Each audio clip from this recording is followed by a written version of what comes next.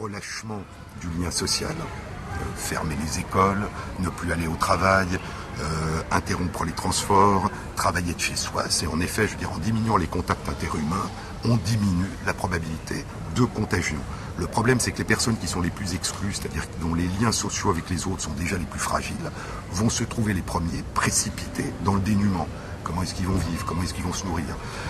Il y a des gens qui vivent en collectivité et où donc la survenue d'une infection va avoir une probabilité de se propager de manière extrêmement rapide.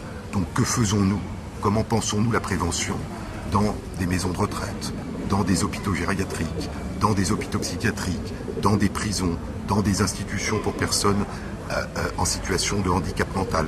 Et donc il y a toute une réflexion non seulement pour essayer de ne pas abandonner, en coupant un certain nombre de liens sociaux, ceux qui sont déjà à la limite de l'abandon ou de l'exclusion, comment leur porter aide tout en se protégeant. Et puis il y a comment fait-on pour que des gens qui vivent dans des collectivités et qui n'en sortent pas ne soient pas les premiers touchés, parce que là toute distanciation sociale devient impossible. Dans notre histoire, les épidémies ont toujours donné lieu à des persécutions vis-à-vis de groupes qui servaient d'expiation.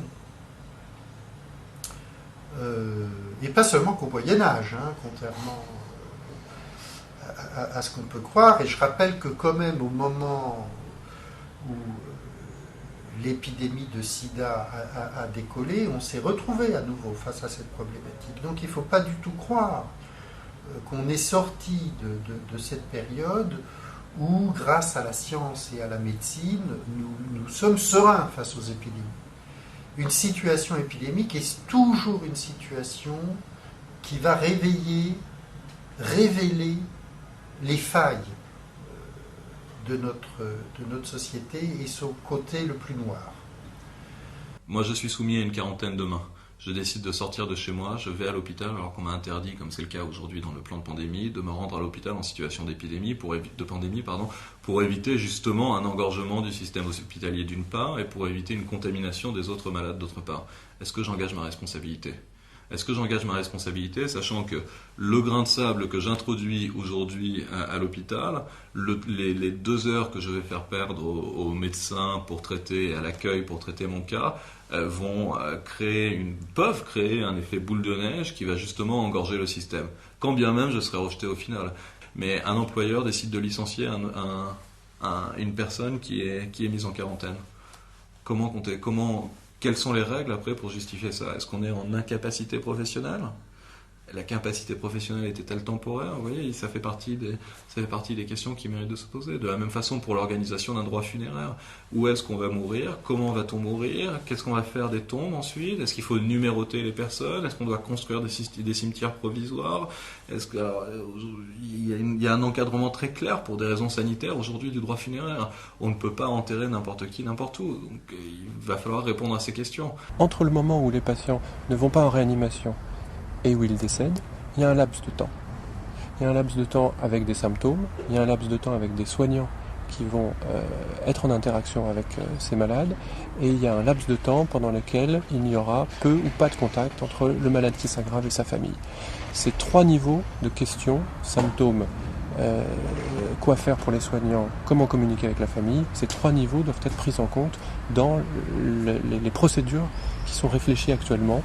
Et ces procédures doivent être communiquées aux soignants.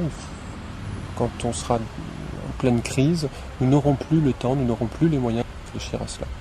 C'est pas raisonnable d'admettre des personnes qui sont dans un état catastrophique en réanimation parce qu'on pense qu'on leur rendra pas in fine service. Donc les réanimateurs ont déjà l'habitude de ce type de triage. Mais là, c'est un stade supplémentaire. C'est-à-dire que là, on devrait ne pas admettre des gens que normalement on admettrait parce qu'on estimerait quand même que on peut les sauver. La problématique qui va commencer et qui commence déjà à arriver, c'est l'essoufflement des personnels. Je pense que c'est quelque chose sur lequel il va falloir travailler. Là, on arrive à plus de 10 semaines quasiment de crise. Ça commence à se sentir dans les équipes un certain essoufflement. Là, il y a la période de vacances, donc je ne sais pas comment nous allons... On est assez optimiste sur l'été, mais c'est vrai qu'il va falloir penser sur une crise plus importante, comment on pourrait avoir des tranches de repos pour les personnels qui seraient certes restreints, mais qui auront besoin fortement de s'épargner, de se reposer si on a besoin d'eux sur des longues tranches horaires. Les associations, en permanence, aujourd'hui, en cas de crise de manière spécifique, sont garantes du maintien du lien social. Et notamment, c'est parce que les bénévoles, particulièrement, sont sur le terrain les premiers à observer des situations de détresse ou des nouveaux besoins. Et face à ces nouveaux besoins, les professionnels sont souvent démunis puisque ce qui caractérise un professionnel du social ou de la santé, c'est qu'il avance dans des dispositifs ou dans des procédures. Et c'est normal puisque lui, il doit agir pour le plus grand nombre. Le bénévole, il rencontre une situation nouvelle au bas de son immeuble, une situation nouvelle qui n'est prise en charge par aucun dispositif, par aucun professionnel. Il essaye de trouver une solution. Et ce faisant, il invente souvent une nouvelle procédure, un nouveau dispositif, un nouveau métier. Si nous vivons ainsi en jetant des voiles pudiques et des euphémismes sur des choses qui sont indignes d'une société démocratique, dont nous nous gargarisons par ailleurs, comme l'existence de Sandrine Silfix, comme l'existence de taudis où s'entassent des familles dans une détresse sanitaire totale, eh bien, si nous laissons cela durer en temps de non-crise, en temps de paix sanitaire, nous serons confrontés à une menace bien plus grande que la menace sanitaire elle-même. C'est-à-dire que là, je pense vraiment que la menace politique, au sens de la menace sur les je reprends mon expression, sur les murailles de la cité, sera finalement bien plus ravageuse que les virus. On aura beau tout imaginer en termes de soins, à partir du moment où il y a des morts, si on n'est pas capable de prendre un minimum soin des morts, si on n'est pas capable de prendre en compte la mère qui veut s'occuper des obsèques de son enfant, si on n'est pas capable de prendre en compte la personne profondément croyante qui ne peut pas faire un geste pour celui qui est parti, ben à ce moment-là, je pense que la société explose. En tout cas, ce qui fait notre lien social, ce qui fait notre solidarité de société, je pense qu'elle ne peut plus continuer à fonctionner.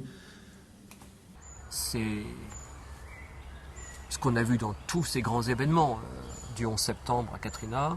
Les seuls qui sont sortis en termes de pilotage d'institutions, c'est ceux qui avaient deux clés dans la main. Un, une capacité d'intelligence et de leadership. C'est-à-dire, je vois où je vais, j'incarne quelque chose, je trace des sillons et des voies, je place des jalons, je travaille sur la cohésion, j'injecte de la confiance, et qui, en même temps, avaient une capacité justement de confiance vis-à-vis de leur équipe, et c'était tout un groupe humain qui travaillait, ce qu'ils appellent aux États-Unis l'empowerment, et j'ai vu beaucoup aussi bien dans une banque que sur l'aéroport de la Nouvelle-Orléans, des institutions qui ont remarquablement bien géré l'affaire, et qui ont sauvé pour l'aéroport de la Nouvelle-Orléans 30 000 personnes. C'est cette capacité à faire confiance à leur équipe, y compris les familles des équipes. Donc ça allait vraiment très très loin. C'est cette patte de la confiance qui permettait de traverser une situation extrêmement difficile.